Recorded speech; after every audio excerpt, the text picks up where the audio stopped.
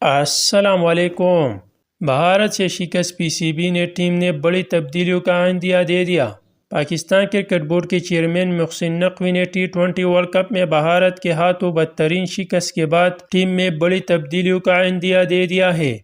Match کے بعد صحافیوں سے گفتگو کرتے ہوئے محسن نقوی کا کہنا تھا کہ لگتا تھا کہ کرکٹ ٹیم کا چھوٹی سرجری سے کام چل جائے گا، لیکن بھارت کے خلاف انتہائی خراب کارکردگی کے بعد یقین ہو گیا ہے کہ ٹیم میں بڑی سرجری کی ضرورت ہے۔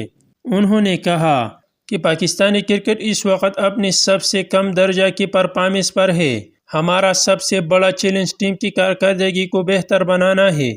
Chairman P C B Mohsin Naqvi نے ورلڈ کپ جیتنے پر پاکستان کے ہر کھلاڑی کو $1,00,000 کی انعامی رقم دینے کا اعلان کیا ہے۔ بھارت کو شکست دینے کے لیے اب اضافی حوصلہ افزائی، یہ ہر کھلاڑی کے لیے $2,80,00,000 پاکستانی روپے ہے۔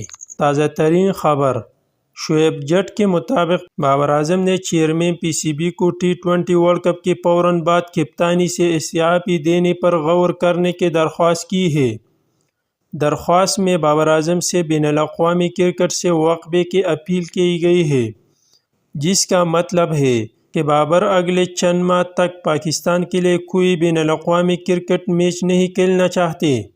ذرائع کے مطابق T20 ورلڈ کپ 2024 کے بعد افتخار احمد، شاداب خان، بابر اعظم، محمد رضوان، فخر زمان اور Azam Khan Pakistan cricket board selection committee کے نشانے پر ہے۔